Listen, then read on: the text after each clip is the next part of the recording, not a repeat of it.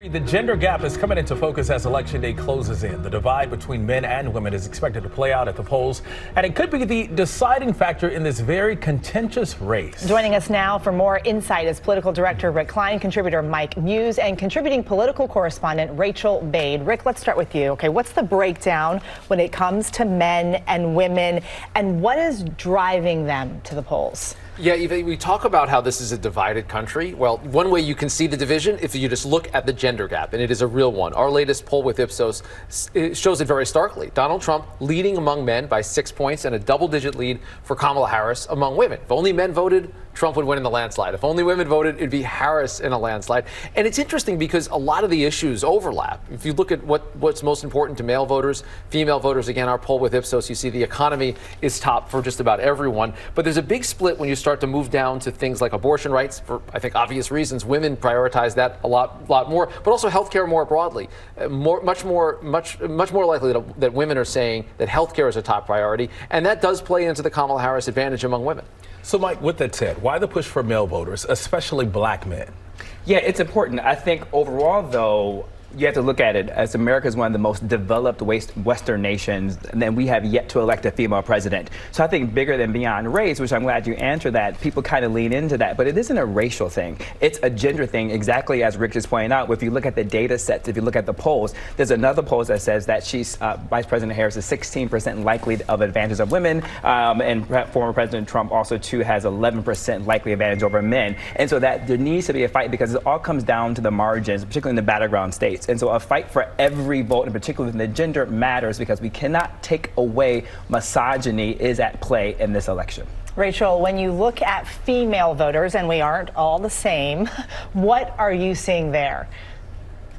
Yeah, I mean, absolutely. Look, women are going to overwhelmingly go for Harris, but there is one group of women in particular that is on the fence right now and undecided, and this group of women might actually determine who the next president is. I'm talking about white, working-class women who do not have a college degree. Why are we focused on them in particular? Look, they are Trump supporters traditionally. They're Republican, they're conservative, but they're giving Harris a second look right now because the abortion issue hits them in a very personal way and actually almost landlocks them. If you think about it, these women are in red states, often with some sort of abortion ban. They work, sometimes 2 jobs, live paycheck to paycheck, and financially they just don't have the means to sort of take a few days off, pay for extended childcare, buy a plane ticket and hotel room, and go to a blue Democratic state to have an abortion if they need to. It's just not in the cards for them. So they are landlocked in a way that other women in blue states and women who have more money, say those suburban moms we often talk about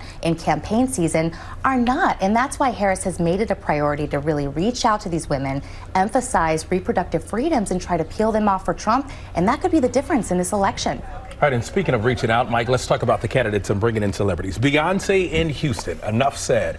There was some backlash coming from her opponent, former President Trump, with that. Do you think celebrities can actually move the needle when it comes to the polls?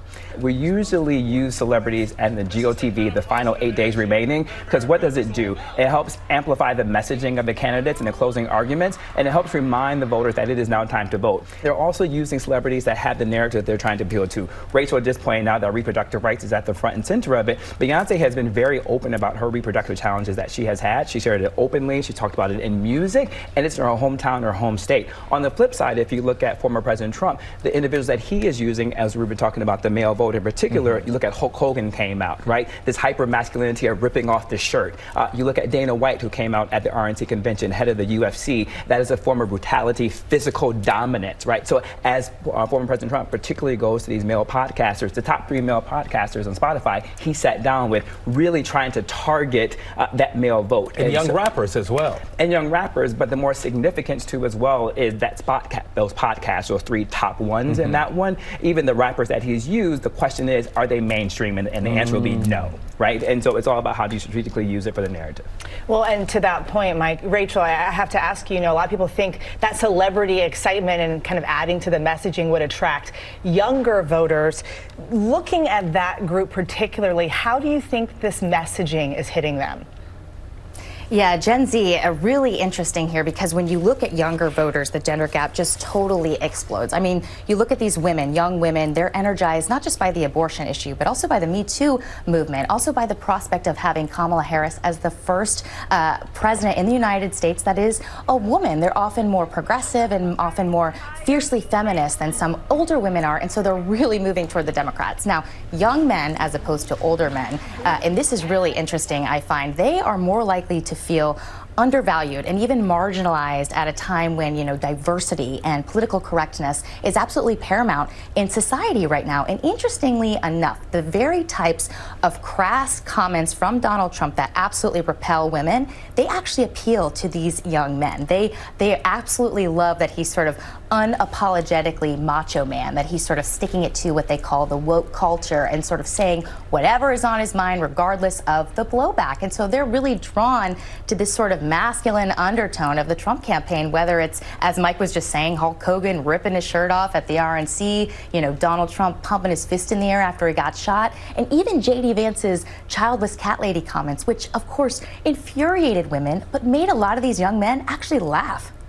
All right, Rick, we got 8 days left. What's the final pitch to voters from both candidates? Yeah, there's a pro and a con for each. There's a positive and a negative piece of messaging. For Harris, we're talking about kind of the soaring challenge, the soaring meeting of the challenges that the country coming together. On the negative side, the warning about Donald Trump. She'll be in Washington tomorrow at the Ellipse, the same place where the January 6th speech happened. And for Trump, he is trying to talk about how we need to move forward and talking about tax cuts and delivering a lot of things. But the harshly negative rhetoric that the anti-immigrant and even racist rhetoric that came out at Madison Square Garden, that's kind of the negative messaging that's part of this as well. You have to do both. You got to motivate your base.